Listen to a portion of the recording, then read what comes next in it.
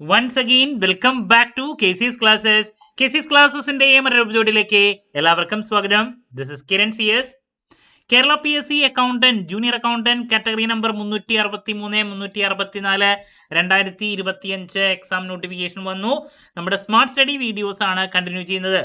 Already ഏറ്റവും important ആയിട്ടുള്ള study plan video ഞാൻ അപ്ലോഡ് ചെയ്തിട്ടുണ്ടായിരുന്നു. കാണാത്തവരുണ്ടെങ്കിൽ കാണാം. പഠനം സ്റ്റാർട്ട് ചെയ്യുമ്പോൾ നിങ്ങൾക്ക് വളരെ ഹെൽപ്ഫുൾ ആയിരിക്കും. നെക്സ്റ്റ് ഓരോ മൊഡ്യൂളിൻ്റെയും ഡീറ്റെയിൽ അനാലിസിസ് ആണ് നമ്മൾ ഇന്ന് മുതൽ സ്റ്റാർട്ട് ചെയ്യുന്നത്. 10 മാർക്സ് ആണ് ഒരു മൊഡ്യൂളിൽ വരുന്നത്. ആ 10 മാർക്സ് ഏതൊക്കെ ഏരിയാസിൽ നിന്ന് നമുക്ക് സ്പ്ലിറ്റ് ചെയ്ത് എക്സ്പെക്ട് ചെയ്യാം. ഏറ്റവും കൂടുതൽ നിങ്ങൾ ഫോക്കസ് ചെയ്യേണ്ട ഏരിയാസ് ഏതൊക്കെയാണ്, ഇതൊക്കെ നമുക്ക് 1 by 1 ആയിട്ട് ഡിസ്കസ് ചെയ്യാം. വീഡിയോയിലോട്ട് പോണേക്കാൾ മുമ്പ് പറയാനുള്ളത്, നമ്മുടെ സ്ഥാപനം Kerala PSC accountant junior accountant, അതുമാത്രമല്ല കോമേഴ്സ് ആൻഡ് മാനേജ്മെന്റ് റിലേറ്റ് ചെയ്തുള്ള എല്ലാ പോസ്റ്റുകൾക്കും ഓൺലൈൻ ആയിട്ട് കോച്ചിങ് പ്രൊവൈഡ് ചെയ്യുന്ന സ്ഥാപനമാണ്. നമ്മുടെ ആപ്പിലൂടെയാണ് ക്ലാസ്സസ് അവൈലബിൾ ആവുക. റെക്കോർഡ് ക്ലാസ്സസ് അവൈലബിൾ ആണ്. അതുപോലെ തന്നെ PDF notes, MCQ practice, live sessions ഇതൊക്കെ അവൈലബിൾ ആയിരിക്കും. സോ നമ്മുടെ ക്ലാസ്സിൽ ജോയിൻ ചെയ്ത് പഠിച്ച് Kerala PSC commerce and management relate ചെയ്തുള്ള പോസ്റ്റുകൾ ക്രാക്ക് ചെയ്യാൻ താല്പര്യമുള്ള സ്റ്റുഡൻസിന് ഡിസ്ക്രിപ്ഷൻ ബോക്സിലുള്ള എൻ്റെ വാട്സ്ആപ്പ് നമ്പറിൽ കോൺടാക്ട് ചെയ്യാം, ക്ലാസ്സസ് ആക്സസ് ചെയ്യാം. ഓക്കെ, സോ നമുക്ക് എന്തെങ്കിലും വീഡിയോയിലോട്ട് കിടക്കാം. അപ്പോൾ നമ്മൾ ഇന്നത്തെ വീഡിയോയിൽ ആദ്യത്തെ മൊഡ്യൂൾ ആയിട്ടുള്ള അക്കൗണ്ടിങ്, ഈ ഒരു മൊഡ്യൂളിൻ്റെ എൻറ്റയർ ഡീറ്റെയിൽസിലോട്ടാണ് പോകുന്നത്. Financial accounting. അപ്പോൾ 10 മാർക്സ് ആണ് നമുക്ക് വരുന്നത്. സോ ഇതിൻ്റെ സിലബസിൻ്റെ ഡീറ്റെയിൽസിലോട്ട് പോവുകയാണെങ്കിൽ ഫിനാൻഷ്യൽ അക്കൗണ്ടിങ്ങിൻ്റെ ബേസിക്സ് ആദ്യം കാണാൻ സാധിക്കും. Concepts, principles, accounting standards. 10 മാർക്സിൽ ഏറ്റവും കൂടുതൽ നമുക്ക് മാർക്സ് എക്സ്പെക്ട് ചെയ്യാൻ സാധിക്കുന്ന, നിങ്ങൾ കൂടുതൽ ടൈം സ്പെൻഡ് ചെയ്ത് പഠിക്കേണ്ട ഒരു ഏരിയ ആണ് ഫസ്റ്റ് ഈ ഏരിയ. കാരണം ഇതിൽ നിന്ന് മിനിമം 2 മുതൽ 3 മാർക്സ് വരെ നമുക്ക് എക്സ്പെക്ട് ചെയ്യാം. ഇപ്പോൾ ടോട്ടൽ ഏരിയയിൽ ഇപ്പോൾ കൺസെപ്റ്റ്സ്, പ്രിൻസിപ്പിൾസ്, അക്കൗണ്ടിങ് സ്റ്റാൻഡേർഡ്സ്, അതിനുശേഷം accounts for a sole trader, അതിൽ ഫിനാൻഷ്യൽ സ്റ്റേറ്റ്മെന്റ്സ് ആണ്, final accounts of sole trader, trading P&L account, balance sheet second part. പിന്നെ പാർട്ണർഷിപ്പ് ആണ് വരുന്നതിൽ അഡ്മിഷൻ, റിട്ടയർമെന്റ്, ഡിസൊല്യൂഷൻ, ദെൻ അതിനുശേഷം realisation account, capital accounts, insolvency of partner, പിന്നെ കൺസൈൻമെന്റിന്റെ area, final accounts of company, computerised accounting, usage of software. ഇതാണ് നമ്മുടെ total area എന്ന് പറയുന്നത്. അപ്പോൾ ഈ 10 മാർക്സ് എങ്ങനെ സ്പ്ലിറ്റ് ചെയ്യാം, അല്ലെങ്കിൽ സ്പ്ലിറ്റ് ചെയ്ത് വരാൻ സാധ്യത എന്നുള്ളത് നമുക്ക് ആദ്യം കാണാം. അപ്പം ഞാൻ പറഞ്ഞു പ്രിൻസിപ്പിൾസ്, ഗ്യാപ്പ് എന്ന് പറയുന്നത് ജനറലി അക്സെപ്റ്റഡ് അക്കൗണ്ടിങ് പ്രിൻസിപ്പിൾ, നല്ല രീതിയിൽ കൺസെപ്റ്റ്സ് ഒക്കെ നോക്കണം. മിക്ക പേപ്പറിലും റിപ്പീറ്റ് ആയിട്ട് ഏതെങ്കിലും ഒരു പ്രിൻസിപ്പിളിനെ റിലേറ്റ് ചെയ്തിട്ടുള്ള ചോദ്യം ഉണ്ടാവും.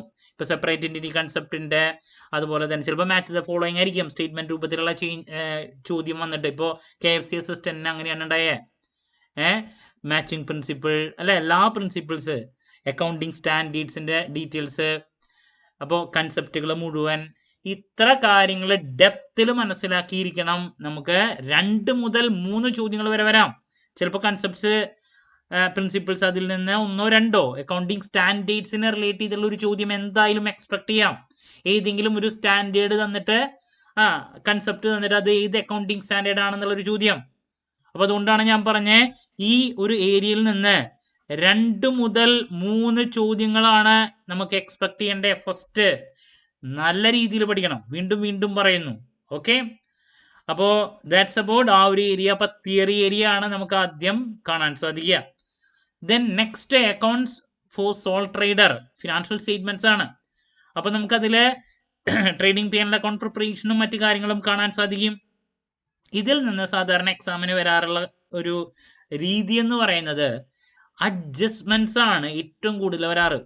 ബാഡറ്റിന്റെ ട്രീറ്റ്മെന്റ് മിക്ക പേപ്പറിലും റിപ്പീറ്റ് ആണ്. പ്രൊവിഷന്റെ ട്രീറ്റ്മെന്റ്, അതല്ലെങ്കിൽ നമുക്ക് ആ 10-16 അഡ്ജസ്റ്റ്മെന്റ്സിൽ ഏതെങ്കിലും, ഇപ്പോൾ ഡ്രോയിങ്സിന്റെ ട്രീറ്റ്മെന്റ് എങ്ങനെയാണ് വരാ, അതല്ലെങ്കിൽ ഔട്ട്സ്റ്റാൻഡിങ് എക്സ്പെൻസസ്, അക്രൂഡ് ഇൻകത്തിന്റെ ട്രീറ്റ്മെന്റ്, ക്ലോസിംഗ് സ്റ്റോക്കിന്റെ ട്രീറ്റ്മെന്റ്, ഇങ്ങനെ അഡ്ജസ്റ്റ്മെന്റ്സ് ഫൈനൽ അക്കൗണ്ട്സിനെ റിലേറ്റ് ചെയ്തിട്ടുള്ളത് ഏതെങ്കിലും ഒരെണ്ണം, മിക്കത് ഒരെണ്ണമാണ് കാണാറ്. അതാണ് സാധാരണ നമുക്ക് ട്രേഡിംഗ് P&L, ബാലൻസ് ഷീറ്റ് അതിൽ നിന്ന് വരാറ്. അപ്പോൾ പലരും ചോദിക്കും, പ്രോബ്ലം ചെയ്ത് നോക്കണോ? കൺസെപ്റ്റ് മനസ്സിലാക്കണമെങ്കിൽ നമുക്ക് 1-2 കാര്യങ്ങൾ ചെയ്തു നോക്കണം. ട്രേഡിംഗ് P&L, ബാലൻസ് ഷീറ്റ്, പിന്നെ അതിൻ്റെ പോസ്റ്റിംഗ് ഒക്കെ നല്ല രീതിയിൽ അറിഞ്ഞിരിക്കണം. അതിൻ്റെ ആക്ച്വൽ മീനിങ്, അക്രൂഡ് ഇൻകം എന്താണ്, പ്രീപെയ്ഡ് എക്സ്പെൻസസിന്റെ കൺസെപ്റ്റ്, അതിന്റെ ട്രീറ്റ്മെന്റ്, ഡിപ്രീസിയേഷൻ എങ്ങനെയാണ് വരാ, അതുപോലെ തന്നെ interest on capital, interest on drawings, ഇതിന്റെയൊക്കെ ട്രീറ്റ്മെന്റ്. ഓക്കെ, അപ്പൊ അങ്ങനെ എല്ലാ അഡ്ജസ്റ്റ്മെന്റ്സിന്റെ കാര്യങ്ങളും നമുക്ക് ഫൈനൽ അക്കൗണ്ട്സിൽ വരുന്നത് അറിഞ്ഞിരിക്കണം. അതിൽ നിന്ന് നമുക്ക് ഒരു ചോദ്യമാണ് ഞാൻ പ്രതീക്ഷിക്കുന്നുള്ളൂ, ചിലപ്പോ മാക്സിമം 2 വരെ വേണമെങ്കിൽ വരാം. ഓക്കെ, അപ്പോൾ 1 മുതൽ 2 ചോദ്യങ്ങളാണ്, മിക്കത് ഒരെണ്ണമാണ് ഞാൻ പ്രതീക്ഷിക്കുന്നുള്ളൂ ഈ പറയുന്ന trading, P&L account, balance sheet, final അക്കൗണ്ടിനെ റിലേറ്റ് ചെയ്തുള്ളൂ. 1 to 2 ക്വസ്റ്റ്യൻസ്. ഓക്കെ, ഇനി നെക്സ്റ്റ് പാർട്ട്ണർഷിപ്പ് ആണ് വരുന്നത്. പിന്നെ വേറൊരു കാര്യം കൂടി പറയാനുള്ളത്, ഈ പറയുന്ന P&L അക്കൗണ്ട്, ബാലൻസ് ഷീറ്റ്, അതിനെ റിലേറ്റ് ചെയ്തുള്ള ചിലപ്പോൾ ബേസിക് കൺസെപ്റ്റ്സ്. ഇപ്പോൾ ബാലൻസ് ഷീറ്റ് നമുക്കറിയാം പൊസിഷൻ സ്റ്റേറ്റ്മെന്റ് ആണ്. എന്തിനാണ് balance sheet, P&L account preparation എന്തിനാണ്, അപ്പൊ അതിനെ റിലേറ്റ് ചെയ്തുള്ള ഒരു തിയറി വേണമെങ്കിൽ എക്സ്പെക്ട് ചെയ്യാം സ്റ്റേറ്റ്മെന്റില്. ഓക്കെ, അപ്പൊ അങ്ങനെ 1 മുതൽ 2 ചോദ്യങ്ങളാണ് കൂടുതൽ പ്രതീക്ഷിക്കുന്നത്. ഇനി നമുക്ക് നേരെ പാർട്ണർഷിപ്പിലോട്ട് കടക്കുകയാണെങ്കിൽ, പാർട്ണർഷിപ്പിന്റെ പക്ക ബേസ് ഉണ്ട്. പക്ക ബേസ് എന്ന് പറയുമ്പോൾ എന്താ, പാർട്ണർഷിപ്പ് എന്താണ്, അതുപോലെ തന്നെ അതിൽ fixed capital method, fluctuating capital method, അതിനുശേഷം പാർട്ണർഷിപ്പ് ഡീഡ് എന്താണ്, ഡീഡ് ഇല്ലാത്ത സമയത്ത് നമ്മൾ ഫോളോ ചെയ്യുന്ന കാര്യങ്ങൾ, അങ്ങനെ ആ ബേസിൽ നിന്ന് ഒരു ചോദ്യം എല്ലാ പ്രാവശ്യം വരാറുണ്ട്. അതിന്റെ കൂടെ നമുക്ക് വെക്കാൻ സാധിക്കുന്ന റേഷ്യോ ഉണ്ട്, സാക്രിഫൈസിങ് റേഷ്യോ ആവട്ടെ, ന്യൂ റേഷ്യോ ആവട്ടെ, അതിന്റെ ട്രീറ്റ്മെന്റ്, ഓൾ റേഷ്യോ, ആ റേഷ്യോനെ റിലേറ്റ് ചെയ്തിട്ടുള്ള ഏതെങ്കിലും ഒരു ചോദ്യം. അങ്ങനെ പക്ക ബേസിൽ നിന്ന് 1 or 2 മാക്സിമം, മിക്കതും ഒരു ചോദ്യമാണ് ഞാൻ പ്രതീക്ഷിക്കുന്നത് മിനിമം. അതിനുശേഷം അഡ്മിഷൻ, റിട്ടയർമെന്റ്, ഡിസൊല്യൂഷൻ, ഇത്ര ഏരിയ ആണ്. അഡ്മിഷൻ, റിട്ടയർമെന്റ്, ഡിസൊല്യൂഷൻ, ഇതിലെല്ലാതും കൂടിയിട്ടൊരു ചോദ്യമാണ് സാധാരണ കണ്ടുവരാറ്. അപ്പൊ നമുക്ക് അത്രത്തോളം മനസ്സിലാക്കാനുണ്ട്. ഇപ്പൊ അഡ്മിഷൻ ഉണ്ട്, റിട്ടയർമെന്റ് ഉണ്ട്, ഡിസൊല്യൂഷൻ, ചിലപ്പോൾ 2 ചോദ്യങ്ങൾ ഇതെല്ലാം കൂടിയിട്ട്, അഡ്മിഷനിലത്തെ ഏതെങ്കിലും ഒരു ട്രീറ്റ്മെന്റിനെ പറ്റിയിട്ടോ, അല്ലെങ്കിൽ ഡിസൊല്യൂഷനിലത്തെ കമ്പനി, ഇപ്പൊ കഴിഞ്ഞ പ്രാവശ്യത്തെ എക്സാമിന് വന്നിട്ടുണ്ടായിരുന്ന ഒരു ചോദ്യം, ഡിസോൾവ് ചെയ്യുമ്പോൾ ഈ പറയുന്ന ഓർഡർ എന്താണ്, ആദ്യം ആർക്കാണ് പേയ്മെന്റ് ചെയ്ത് അവസാനിപ്പിക്കേണ്ട, കടങ്ങള്, ലൈബിലിറ്റി ഔട്ട്സൈഡേഴ്സിന് ചെയ്യണം, ആ ഒരു ഓർഡർ ഇല്ലേ, അതിനെ റിലേറ്റ് ചെയ്തുള്ളൊരു ചോദ്യം വന്നിട്ടുണ്ടായിരുന്നു. അപ്പൊ അഡ്മിഷൻ, റിട്ടയർമെന്റ്, ഡിസൊല്യൂഷൻ, ഇതിൽ ഏതെങ്കിലും ഒരെണ്ണം അതിനെ റിലേറ്റ് ചെയ്തുള്ളൊരു തിയറി ചോദ്യം ചിലപ്പോൾ 2 വേണമെങ്കിൽ വരാം, മിനിമം 1 അതും ഇൻഡെപ്തിലല്ല, പക്ക ബേസ് ആണ് നിങ്ങൾ അറിഞ്ഞിരിക്കേണ്ടേ. അപ്പോൾ 1 മുതൽ 2 വരെ മിക്കത് 1 വരാൻ സാധ്യതയുള്ളൂ. അപ്പൊ അങ്ങനെ പാർട്ണർഷിപ്പിൽ നിന്ന് 2 മുതൽ 3 ചോദ്യങ്ങളാണ് മാക്സിമം വരാൻ സാധ്യത. പക്ഷെ പഠിക്കാൻ ഒരുപാടുണ്ട്. അത് ഈ ഫിനാൻഷ്യൽ അക്കൗണ്ടിങ് അല്ലെ അക്കൗണ്ടിങ്ങിന്റെ ഒരു പ്രശ്നമാണ്. കുറെ പഠിക്കാനുണ്ട്, പക്ഷെ വരുന്ന രീതി ഇങ്ങനെയാണ്. ദെൻ അതിനുശേഷം നമുക്ക് കൺസൈൻമെന്റ് ഉണ്ട്. ചിലപ്പോഴല്ല 1 വരാറുണ്ട്, ഒറ്റ ക്വസ്റ്റ്യൻ കൺസൈൻമെന്റിനെ റിലേറ്റ് ചെയ്തുള്ള ഒരു ചോദ്യം എന്തായാലും പ്രതീക്ഷിക്കാം, ഒറ്റ question. Then next final accounts of companies ആണ്. അതിനെ റിലേറ്റ് ചെയ്തുള്ളതും ഒരു ചോദ്യമാണ് വരാറ്. നമുക്ക് ഫൈനൽ അക്കൗണ്ട്സ് ഓഫ് കമ്പനീസിന്റെ ട്രീറ്റ്മെന്റും കാര്യങ്ങളൊക്കെ ഉണ്ട് പഠിക്കാൻ, അല്ലേ? അപ്പോൾ അതിലത്തെ problems, final account of companies എന്ന് പറയുമ്പോൾ പ്രോബ്ലം നിങ്ങൾ ജസ്റ്റ് ഒന്ന് ചെയ്ത് നോക്കണം. ആ പ്രോബ്ലം ചെയ്ത് നോക്കിയാലാണ് അതിന്റെ ട്രീറ്റ്മെന്റും കാര്യങ്ങളൊക്കെ മനസ്സിലാക്കാൻ സാധിക്കുള്ളൂ. അതിന്റെ കൺസെപ്ച്വൽ ക്ലാരിറ്റി ഉണ്ടെങ്കിൽ മാത്രമേ സ്റ്റേറ്റ്മെന്റ് രൂപത്തിലുള്ള ഒരു ചോദ്യം വന്നാൽ അത് കിട്ടുള്ളൂ. അപ്പൊ നമുക്ക് വലിയ പ്രോബ്ലം വരില്ല എന്ന് വെച്ചിട്ട് അതിന്റെ പ്രോബ്ലം ചെയ്ത് പഠിക്കാതിരിക്കരുത്.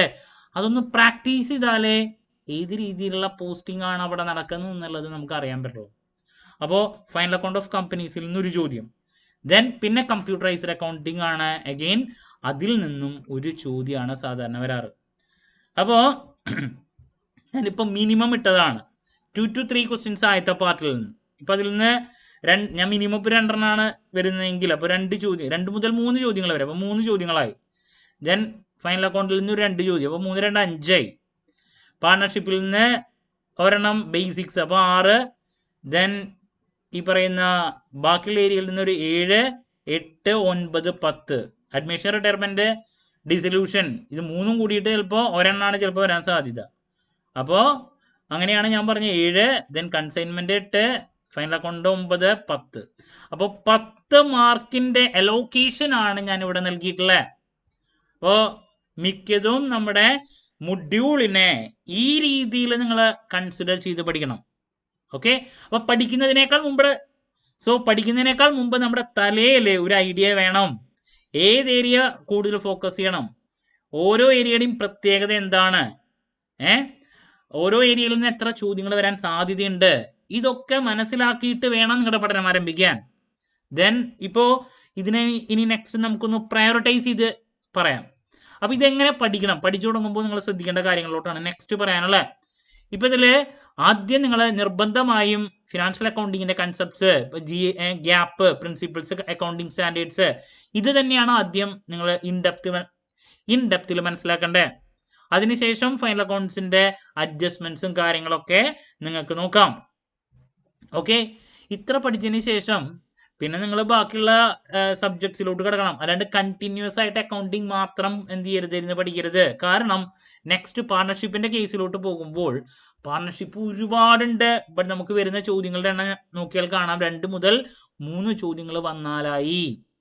അപ്പോൾ അതിൻ്റെ ബേസിക്സ് നല്ല രീതിയിൽ മനസ്സിലാക്കുക. അഡ്മിഷൻ, റിട്ടയർമെന്റ്, ഡിസൊല്യൂഷൻ, അതിലൊക്കെ നമുക്ക് മിനിമം അറിഞ്ഞിരിക്കേണ്ട പോസ്റ്റിങ്ങിലോട്ട് നിർബന്ധമായും പോയിരിക്കണം. അപ്പോൾ കുറേ നോക്കിയാലാണ് ഇതിൽ നിന്ന് ഈ ചോദ്യങ്ങൾ കിട്ടുക.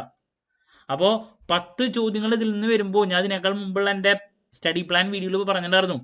അതിൽ വളരെ ഡിഫിക്കൽട്ടായിട്ടുള്ള ചിലപ്പോൾ 2-3 ചോദ്യങ്ങൾ ഉണ്ടായിരിക്കും. അപ്പോൾ മിനിമം നമുക്ക് 7 എണ്ണമെങ്കിലും അവിടെ സ്കോർ ചെയ്യാൻ സാധിച്ചാലേ നമുക്ക് ലിസ്റ്റിലോട്ട് എത്താൻ സാധിക്കുള്ളൂ. ഒരു മൊഡ്യൂളിൽ നമുക്ക് 3 എണ്ണം പോയാലും 7 എണ്ണം കിട്ടണം. 60 മുതൽ 70 മാർക്കെങ്കിലും സ്കോർ ചെയ്യാൻ സാധിച്ചാലേ മെയിൻ ലിസ്റ്റിലോട്ട് നമുക്ക് എത്തിച്ചേരാൻ സാധിക്കുള്ളൂ. അതല്ലെങ്കിൽ നമുക്ക് കാര്യമില്ല, മെയിൻ ലിസ്റ്റിൽ വന്നല്ലേ ജോലി കിട്ടുള്ളൂ. അപ്പോൾ ഇതാണ് നമ്മുടെ മനസ്സിലോട്ട് വേണ്ടേ. പിന്നെ കൺസൈൻമെന്റിന്റെ ഏരിയയിലോട്ടൊക്കെ പോകുമ്പോൾ അതിന്റെ പക്ക ബേസ് ആണ് അറിയണ്ടേ. കൺസൈനർ, കൺസൈനി, then അതിലെ പലതരത്തിലുള്ള റിപ്പീറ്റ്, ഇപ്പോൾ കമ്മീഷന്റെ കാര്യങ്ങൾ, ട്രീറ്റ്മെന്റ് ഉണ്ട്. അപ്പോൾ ആ ബേസിക് കൺസെപ്റ്റിലോട്ട് പോകണം. അപ്പോൾ ഒരു സബ്ജക്റ്റ് മുഴുവൻ ഒറ്റയടിക്ക് നോക്കരുത്. പഠിക്കുമ്പോൾ നിങ്ങൾ അക്കൗണ്ടിങ് വെച്ച് സ്റ്റാർട്ട് ചെയ്യുകയാണെങ്കിൽ അതിന്റെ കൺസെപ്റ്റ്, പ്രിൻസിപ്പിൾ, അക്കൗണ്ടിങ് സ്റ്റാൻഡേർഡ് നോക്കുക. അതിനുശേഷം പിന്നെ നിങ്ങൾക്ക് നോക്കുമ്പോൾ സോൾ ട്രേഡർ തന്നെ കോൺസെൻട്രേറ്റ് ചെയ്യാം.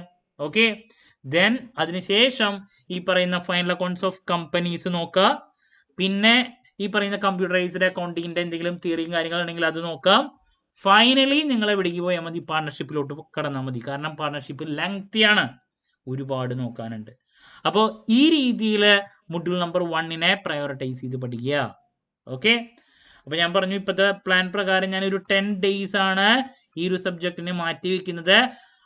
പ്രോബ്ലം സബ്ജക്റ്റ് ആയതുകൊണ്ട് തന്നെ ഞാൻ പഠിക്കേണ്ട രീതി ഞാൻ പറഞ്ഞിട്ടുണ്ടായിരുന്നു. രാത്രി ഒരു 7:30 മുതൽ സ്റ്റാർട്ട് ചെയ്യുക, ഒരു 10-10:30 വരെ പഠിച്ച കാര്യങ്ങൾ പിറ്റേ ദിവസം മോർണിംഗ് എണീറ്റിട്ട് ഒരു 20 മിനിറ്റ് ഒന്ന് റിവൈസ് ചെയ്യുക. അപ്പോൾ നിങ്ങൾക്ക് ഈ പറയുന്ന പ്രിൻസിപ്പിൾസിന്റെ കാര്യങ്ങളും കൺസെപ്ച്വൽ ക്ലാരിറ്റിയും ഒക്കെ കിട്ടും. MCQ പ്രാക്ടീസ് ചെയ്യുമ്പോൾ നിർബന്ധമായും ശ്രദ്ധിക്കേണ്ട ആദ്യത്തെ പോയിന്റ് പറഞ്ഞിട്ടുണ്ടായിരുന്നു, സിമ്പിൾ ആയിട്ടുള്ള കാര്യങ്ങൾ ആദ്യം പ്രാക്ടീസ് ചെയ്യുക, അതിനുശേഷം മാത്രം സ്റ്റേറ്റ്മെന്റ് രൂപത്തിലോട്ട് കിടക്കുക. ഓക്കെ, അപ്പോൾ നമ്മളാണെങ്കിൽ നമ്മുടെ കോച്ചിങ് പ്രൊവൈഡ് ചെയ്യുമ്പോൾ ആ ഒരു അപ്രോച്ചാണ് ഫോളോ ചെയ്യുന്നത്. സോ ക്ലാരിറ്റി കിട്ടിയെന്ന് പ്രതീക്ഷിക്കുന്നു. സോ എന്ത് ഡൗട്ട് ഉണ്ടെങ്കിലും കമൻറ്റ് ചെയ്യാനുള്ള മറുപടി ഞാൻ വീഡിയോസിലൂടെ നൽകുന്നതായിരിക്കും. ഓരോ ദിവസവും ഓരോ സബ്ജക്റ്റിന് നിങ്ങൾ ഫോളോ ചെയ്യേണ്ട അപ്രോച്ചും കാര്യങ്ങളൊക്കെ ഞാൻ നൽകുന്നതായിരിക്കും. ഇനി നെക്സ്റ്റ് പറയാനുള്ളത് ഇതിന് വേണ്ട ബുക്സിൻ്റെ കാര്യങ്ങളാണ്. നിങ്ങൾക്ക് സബ്ജക്ട് നോളജിലോട്ട് എത്തണമെങ്കിൽ റെഫർ ചെയ്തിട്ടുള്ളതിൻ്റെ നോട്ട്സ് തന്നെയാണ് വേണ്ടത്. ഇതിന് മാത്രമായിട്ടുള്ളൊരു ബുക്ക്, പെർട്ടിക്കുലർ ബുക്കൊന്നുമില്ല, അങ്ങനെ പഠിച്ചിട്ട് കാര്യമില്ല. സോ അതുകൊണ്ട് തന്നെ നിങ്ങൾക്ക് ഒന്നെങ്കിൽ റെഫർ ചെയ്തിട്ടുള്ള ബുക്ക്, ഇപ്പം നമ്മളാണെങ്കിൽ ഇതിനെ നമ്മുടെ സ്ഥാപനം ഞാൻ റെഫർ ചെയ്തിട്ടുള്ള നോട്ട്സ് ആണ് കുട്ടികൾക്ക് കൊടുക്കുന്നത്. പിന്നെ പ്രാക്ടീസാണ്. ഓക്കെ, PDF നോട്ട്സ് നമ്മൾ പ്രൊവൈഡ് ചെയ്യുന്നുണ്ട്. അതല്ലാണ്ട് ഒരു പെർട്ടിക്കുലർ ബുക്ക് ഇതിനുള്ളതില്ല. ഓക്കെ, അപ്പോൾ ബുക്ക് സജഷൻ്റെ കാര്യമാണ് പറഞ്ഞത്. പിന്നെ പഠിക്കുമ്പോഴാണെങ്കിൽ നിങ്ങൾ ഫോളോ ചെയ്യേണ്ടത് കുറച്ച് സ്റ്റാൻഡേർഡ് ബുക്സ് ഫോളോ ചെയ്യാൻ ശ്രമിക്കുക. മനസ്സിലാവുന്നുണ്ടോ? ഒരുപാട് കുട്ടികൾ എൻ്റെ അടുത്ത് നല്ല ടെക്സ്റ്റ് ബുക്കുകൾ ഏതാണെന്ന് ചോദിക്കുമ്പോൾ ഇപ്പോൾ ഞാൻ നെറ്റിനൊക്കെ ആണെങ്കിൽ നല്ല സ്റ്റാൻഡേർഡ് ബുക്കുകളുടെ സജഷൻസ് കൊടുക്കാറുണ്ട്. ഇത് BCom ബേസ്ഡ് ആയതുകൊണ്ട് തന്നെ നിങ്ങൾ പഠിക്കുന്ന സമയത്ത് ഫോളോ ചെയ്യുന്ന ബുക്കുകൾ വല്ലാണ്ട് താഴേക്കുള്ള പബ്ലിക്കേഷൻസിലോട്ട് കടക്കരുത്. വലിയ കുഴപ്പമില്ലാത്ത ബുക്കുകളിലോട്ട് നിങ്ങൾ നിർബന്ധമായും കടക്കാം, വല്ലാണ്ട് താഴേക്ക് പോകരുത്. ഓക്കെ, ഇപ്പോൾ യൂണിവേഴ്സിറ്റിയുടെ സ്റ്റഡി മെറ്റീരിയൽ വെച്ച് പഠിക്കാൻ ഞാൻ പറയില്ല. ഇപ്പോൾ നിങ്ങൾ കാലിക്കറ്റ് യൂണിവേഴ്സിറ്റി കോപ്പറേറ്റീവ് സൊസൈറ്റിയുടെ ടെക്സ്റ്റ് ബുക്കാണ് നിങ്ങളുടെ കയ്യിലൊക്കെ ഉള്ളതെങ്കിൽ, ഇപ്പോൾ കാലിക്കറ്റ് യൂണിവേഴ്സിറ്റി പഠിച്ചുള്ള കുട്ടികൾ പിന്നെയും കുഴപ്പമില്ല. അല്ലെങ്കിൽ കല്യാണി പബ്ലിക്കേഷൻസിൻ്റെ ബുക്ക്, അത് വിട്ടിട്ട് വല്ലാണ്ട് താഴേക്ക് പോരുത്. റെഫറൻസ് ബുക്കുകളുണ്ടെങ്കിൽ നിങ്ങൾക്ക് ഫോളോ ചെയ്യാം. അതല്ലെങ്കിൽ നിങ്ങൾ ഈ പറയുന്ന പോലെ 2-3 ബുക്കൊക്കെ റെഫർ ചെയ്തിട്ടുള്ള കാര്യങ്ങൾ പഠിക്കുക. സിമ്പിൾ ആയിട്ടുള്ള കാര്യങ്ങളിലോട്ട് കടന്നാൽ മതി. BCom ബേസ്ഡ് ആണ്. ബട്ട് ഞാൻ വീണ്ടും ഓർമ്മിപ്പിക്കുന്ന ഒരു കാര്യമുണ്ട്, കൺസെപ്ച്വൽ ക്ലാരിറ്റി ആണ് വേണ്ടത്. ഓക്കെ, സോ എന്ത് ഡൗട്ട് ഉണ്ടെങ്കിലും കമൻറ്റ് ചെയ്യുക. അതിനുള്ള മറുപടി ഞാൻ വീഡിയോസിലൂടെ നൽകുന്നതായിരിക്കും. നിങ്ങളുടെ അഭിപ്രായങ്ങളും നിർദ്ദേശങ്ങളും കമൻറ്റ് ചെയ്യുക. അതിനുള്ള മറുപടി ഞാൻ മറ്റൊരു വീഡിയോയിൽ ഇൻക്ലൂഡ് ചെയ്യും. പിന്നെ നമ്മുടെ കോച്ചിങ്ങിന് ജോയിൻ ചെയ്യാൻ താല്പര്യമുള്ള സ്റ്റുഡൻസിനെ ഡിസ്ക്രിപ്ഷൻ ബോക്സിൽ എൻ്റെ വാട്സപ്പ് നമ്പറിൽ കോൺടാക്ട് ചെയ്യാം, ക്ലാസ്സസ് ആക്സസ് ചെയ്യാം. മറ്റൊരു വീഡിയോയുമായി വീണ്ടും കാണാമെന്നുള്ള പ്രതീക്ഷയോടെ നിർത്തുന്നു. This is Kiran CS signing off. Have a nice day. Thank U.